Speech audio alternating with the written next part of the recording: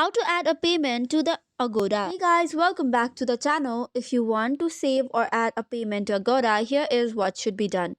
First of all, head over to any of your preferred browser and go to Agoda.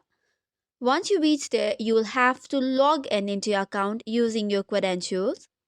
Now search for the location or the hotel that you want to book and then tap on the search. Then after tap on your destination or the hotel that you want to book. The process is quite simple. You just have to tap on the hotel and you will see a book now option. Once you tap on book now option, it will take you to another page. From here, you can add your payment method.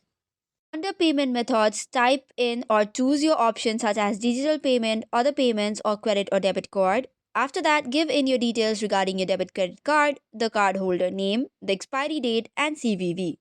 Once this is done, this will be saved on your saved cards. To view it, head over to the three horizontal lines and tap on My Saved Cards, and you should be able to check all the options. So that's it for today's video. For more such contents, do not forget to hit the like and subscribe button.